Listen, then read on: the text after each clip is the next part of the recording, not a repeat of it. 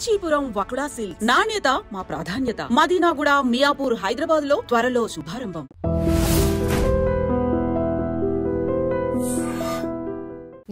నిన్న అమావాస్య రోజు ఎక్కడో క్షుద్ర పూజలు జరిగి శ్మశానంలో ఒక అబ్బాయిని 22 ఏళ్ళు 23 ఏళ్ళు ఉన్నట కుకట్పల్లి శ్మశానంలో అబ్బాయిని చంపేసి అక్కడే కాల్ చేశారు వాళ్ళు. పక్కన ఆ క్షుద్ర పూజకు సంబంధించిన వస్తు సామాగ్రి అంతా అక్కడే ఉందిట. సో అబ్బాయికి కూడా సెక్యూరిటీ లేదని అనిపించింది నాకు. ఒక్కొక్క రకంగా ఒక్కొక్కళ్ళకి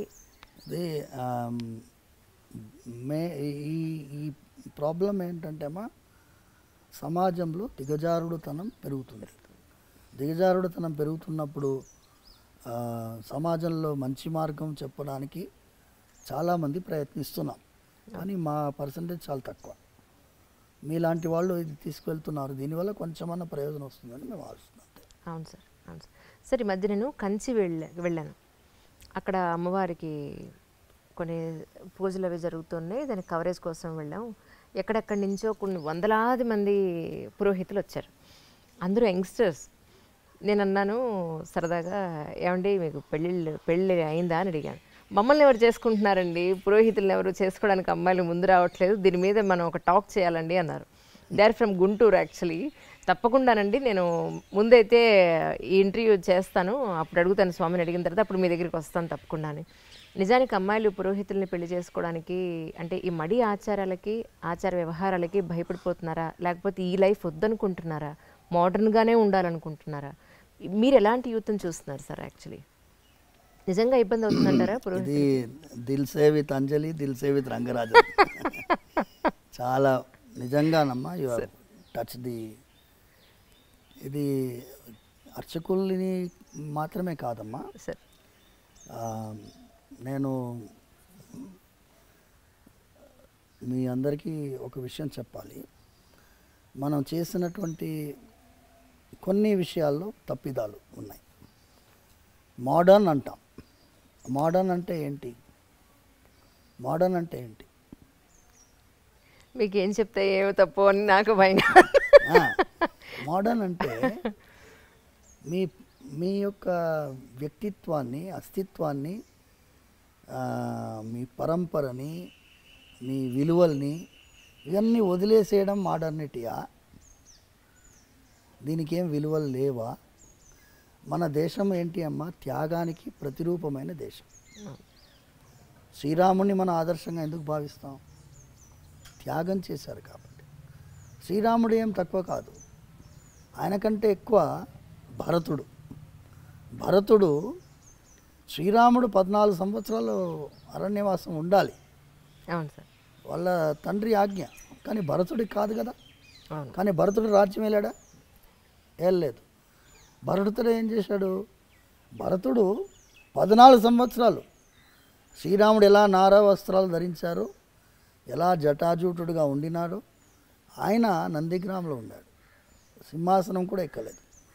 శ్రీరాముల వారి పాదుకల్ని సింహాసనం పైన పెట్టి 14 సంవత్సరాలు పాదుకా రాజ్యం ఉండింది. ఆయన కంటే గొప్పవాడు శత్రుఘ్నుడు. ఓకే. చాలామంది శత్రుఘ్నుడి యొక్క పాత్ర తెలియదు. లక్ష్మణుడికి సొంత తమ్ముడు శత్రుఘ్నుడు. నేను చిలుకూరులో అడుగుతూనే ఉంటాను, లక్ష్మణుడు తల్లి పేరు ఏంటి అని అడిగితే, ఒకసారి ఇలా భక్తులు ఎంత విలువలు తెలుసుకుంటున్నారు చిన్నపిల్లలు అని తెలిస్తే జనరల్ క్వశ్చన్స్ ఉంటాయి. ఇప్పుడు ప్రదక్షిణాలు స్టార్ట్ అయిన తర్వాత మళ్ళీ స్టార్ట్ అవుతుంది వైవా. ఒక పిల్లవాడిని అడిగితే వాడు అనుష్క అని చెప్పాడు. అంటే లక్ష్మణుడు తల్లి పేరు తెలియనటువంటి సమాజం మనం తయారు చేస్తాం. అవును.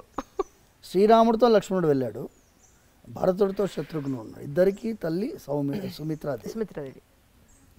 శత్రుఘ్నుడు ఏం చేశాడు?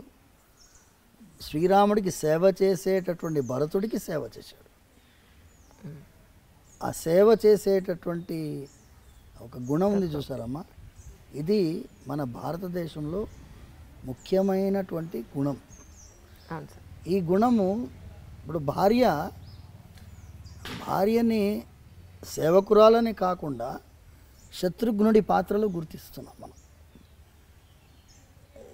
ఇప్పుడు ఫెమినిజం వాళ్ళందరూ ఏమిటో, మేము సేవకులం కాదు, మేము ఈక్వల్ కదా. మీరు ధర్మశాస్త్రంలో ఉండే విలువలు చూడండి, ఆడవాళ్ళకి ఎంత విలువ ఇస్తుంది. అవును సార్. ఒకటే ఒక చిన్న ఫార్ములా మీకు ఇచ్చి, ఈ టాపిక్ ఏంటి అంటే సేవాభావంతో ఆడవాళ్ళు వ్యవహరిస్తుండేవాళ్ళు ఇంకా కూడా ఉన్నారమ్మా. అవును సార్. వేద విద్యార్థినే పెళ్లి చేసుకోవాలనే అమ్మాయిలు అవును ఉన్నారు. పర్సంటేజ్ తగ్గింది. మీరు చెప్పినట్టుగా this drastic reduction in the percentage. అవును సార్. ఇంజనీరింగ్ చదివినా డాక్టరేట్ చేసినా కూడా కొంతమంది అమ్మాయిలు మేము వేదాధ్యయనం చేసిన వాళ్ళని పెళ్లి చేసుకోవాలని కొంతమంది ఉన్నారు ఇంకా. బట్ పర్సంటేజ్ తగ్గింది. నేను ఏంటి ధర్మశాస్త్రంలో ఆడవాళ్ళకు పాత్ర చెప్పబడింది. ఇప్పుడు పాప పుణ్యాల గురించి ఫార్ములా చూస్తాం. భార్యకి భర్తకి నడుమ పాప పుణ్యం పర్సంటేజ్ ఎలా విభజిస్తుంది ధర్మశాస్త్రం చూడండి. భర్త పుణ్యం చేస్తే భార్యకి 50% పోతుంది.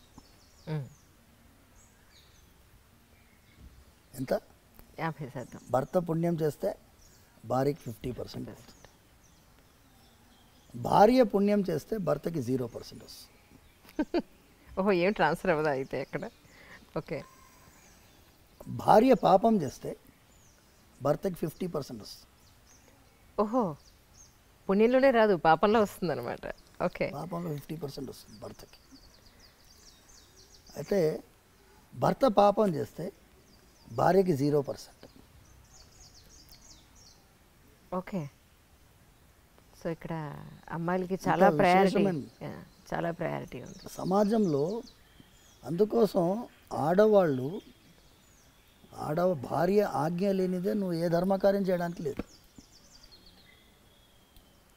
ఇప్పుడు యత్కించిత్ యథోక్తమపి దక్షిణామపి స్వీకృత్య అని చెప్తుంది.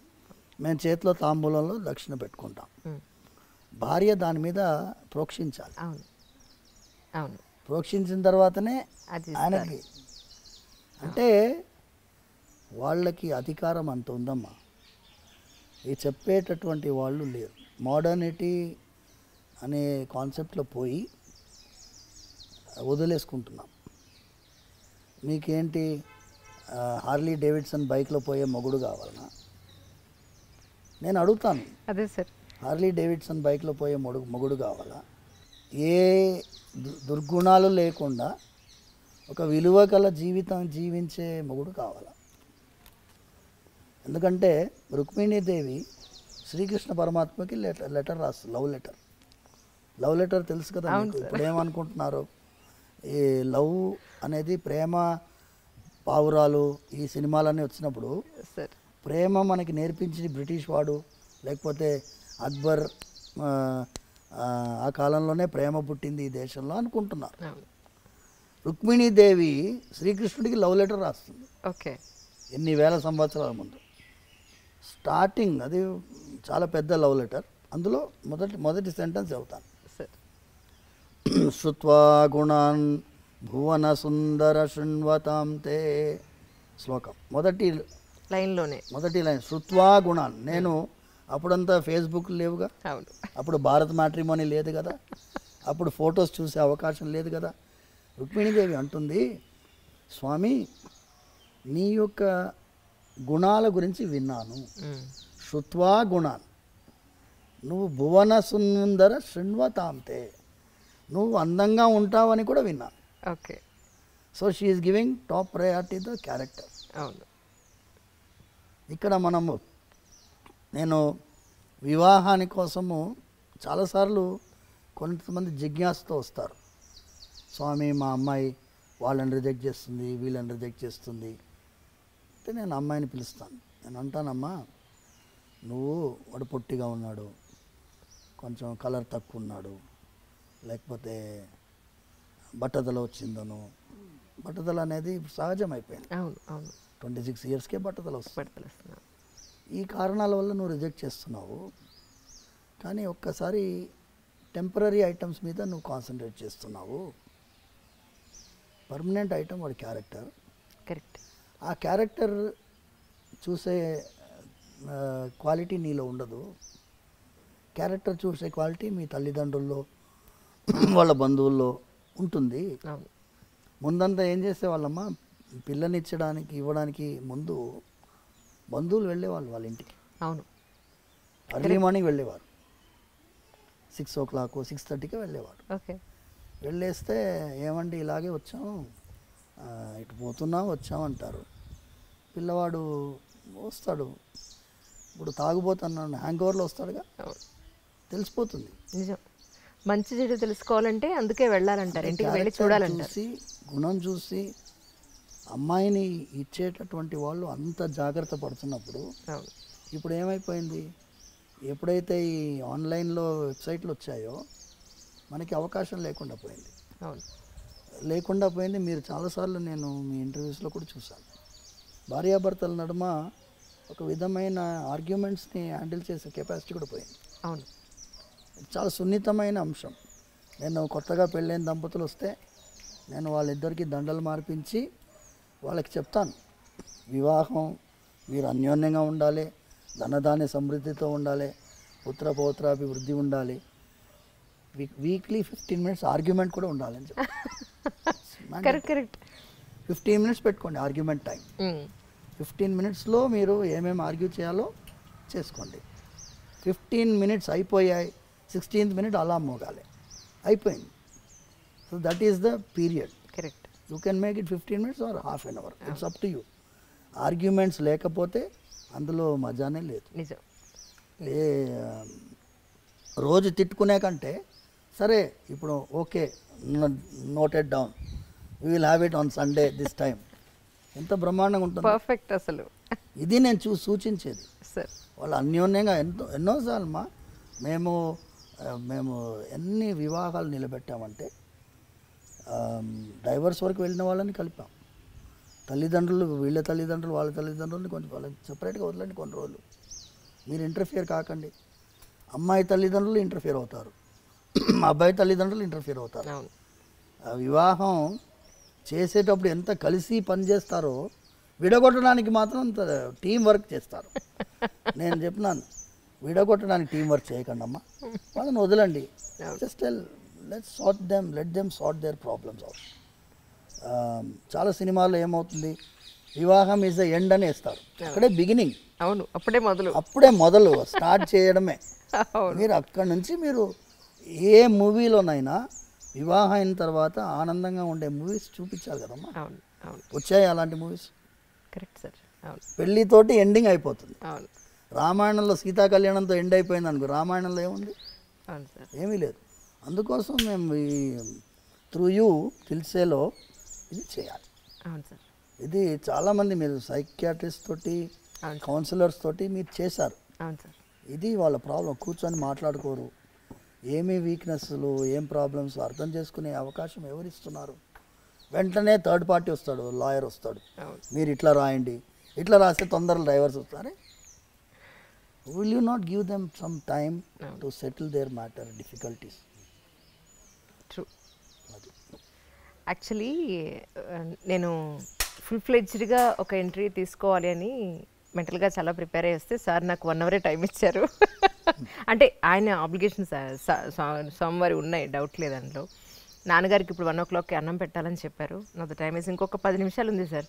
అంటే మీ జర్నీ వెళ్ళి నాన్నగారు కొట్టించడానికి 10 నిమిషాలు టైం పడుతుందని అనుకుంటున్నాను. సో ఏం చేద్దాం, వెయిట్ సాయంత్రం వరకు వెయిట్ చేయమన్నా వెయిట్ చేస్తాం. మీరు మధ్యలో కాసేపు రెస్ట్ తీసుకుని భోజనం చేసి సాయంత్రం చేద్దాం అంటే పెట్టుకుందాం అంటారా? ఫ్రెష్గా మళ్ళీ పెట్టుకుందాం. సరే, సిలబస్ ఇచ్చేసాయి. ఎందుకంటే ఒక్కొక్క టాపిక్ తల్లి మీది ఎలా ఉంది అంటే సార్ మీ క్వశ్చన్స్ కూడా wide spectrum. See your leading question, Anjali interviews ఎందుకు చాలామంది చూస్తారు అంటే యాంకర్ ఎలా ఉండాలో అలా ఉంది. యాంకర్ అంటే లోపల దిగి పట్టేస్తుంది అంతే, దాని తర్వాత మా ఫ్రీడమ్ ఇస్తారు. లేదండి అంతకంటే వాళ్ళు మాట్లాడివ్వకుండా ఇంటర్వ్యూ చేసే వాళ్ళు ఉన్నారు. సో అందుకోసం మీరు అంత ఫ్రీడమ్ ఇస్తున్నారు కాబట్టి వైడ్ రేంజ్ మనం మాట్లాడాలి. సమాజానికి ఉపకారం అయ్యేటటువంటి విషయాలు మనం మాట్లాడుతున్నాం కాబట్టి అసలు వి షుడ్ హ్యావ్ అనదర్.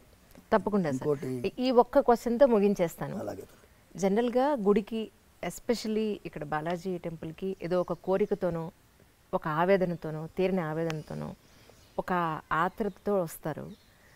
ఇక్కడికి వచ్చిన తర్వాత ఆ ప్రదక్షిణాల ద్వారానో లేకపోతే ఇక్కడ మొక్కులు తీర్చుకోవడం ద్వారానో కొంత వాళ్ళకు ఉపశమనం దొరుకుతుంది. మీ వరకు ఇన్ని సంవత్సరాల నుంచి గుళ్ళో ఉంటున్నారు, మరి మీకు మనస్తాపం వస్తే ప్రతిరోజు చూసే దేవుడికి ఇక్కడే చెప్పుకుంటారా, లేకపోతే మీకు బాధ వస్తే ఏం చేస్తారు అని? చాలా అదేమంటారు, ధర్మ సంకటం అంటారు. కానీ మనస్తాపం వస్తుంది. స్వామివారి కైంకర్యం చేస్తున్నప్పుడు ఒకటే ఏంటంటేమా,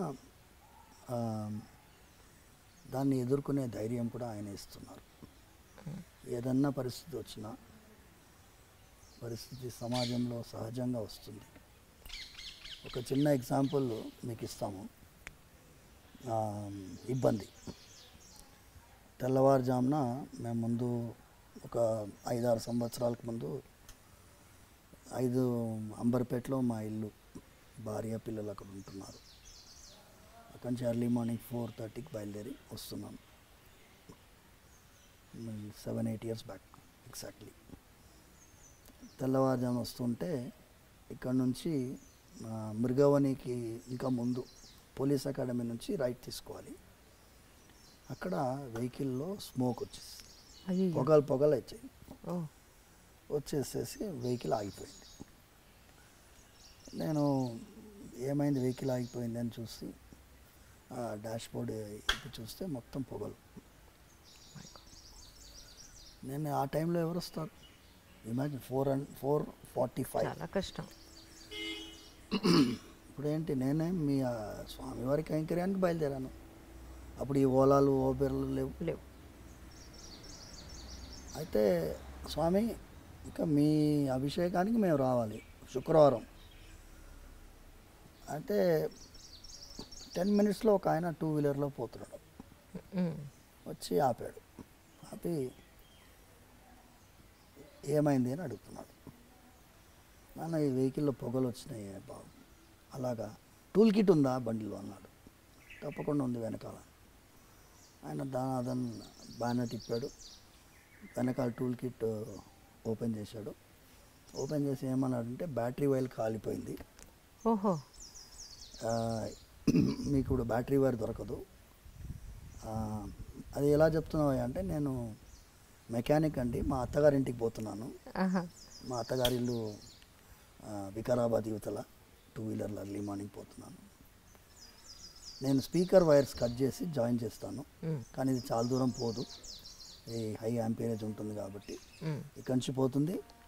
మళ్ళీ మీరు రంగారోజ్ మెకానిక్ దగ్గర పోయి చేసేసుకోండి అన్నాడు. చేసేసాడు. అయితే మెయిన్ ఐటమ్ ఏంటంటేమ్మా, ఇది స్వామివారి కార్యమని భావించి ఆయన అనుకున్నాడు కాబట్టి ఆయన పైన భారం వేస్తే ఆయన ఎవరినో ఏర్పాటు చేస్తాడు. ఆ మెకానిక్ ఆ టైంలో రావడం ఏంటి, మేము ఆ టైంలో ఆయన ఆపడం ఏంటి? అవును, జనగా రోడ్డు మీద ఏదైనా అవసరం ఉందన్నా మేము నిలబడున్నాం, కారు బయట నిలబడున్నాం, ఆయన ఆపాడు, ఆయనే చూశాడు, జాయిన్ చేశాడు, వెళ్ళిపోయాడు, రూపాయి తీసుకోలేదు. అంటే స్వామివారు మనందరినీ కూడా ఏమంటేమా, మేము చాలాసార్లు స్వామివారి ఆరాధన అయిన తర్వాత ఆయనకి ప్రతిరోజు క్షమాపణ చెప్తాం. స్వామి, మంత్రహీనం క్రియాహీనం భక్తిహీనం యదర్చనం తత్సర్వం క్షమ్యతాం దేవ దీనం మాం ఆత్మసాత్ కురు. నేను దీనుణ్ణి, మంత్రలోపం ఉండొచ్చు, తంత్రలోపం ఉండొచ్చు, భక్తిలోపం ఉండొచ్చు, వేరే ఏదో ఉండొచ్చు. మీరు చిన్న పిల్లవాడిని ఎలా క్షమిస్తారో అలా నన్ను భావించి క్షమించాలి.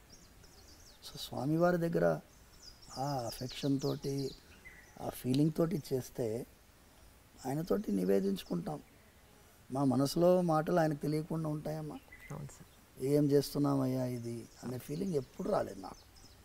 ఇప్పుడు 22 years అయిపోయింది స్వామివారి సేవలో ప్రత్యక్షంగా రావడం. ఇంతవరకు నాకు ఎప్పుడూ కూడా అయ్యో ఇది ఏం రా దౌర్భాగ్యమైన పరిస్థితి అనే ఫీలింగ్ అయితే రాలేదు. కానీ మీరు చెప్పినట్టుగా ఈ చిన్న చిన్న ఇబ్బందులు జరుగుతాయి, పెద్ద ఇబ్బందులు కూడా జరుగుతాయి. పెద్ద ఇబ్బందులు జరిగినప్పుడు మళ్ళీ ఆయన దగ్గరే వేడుకుంటాం.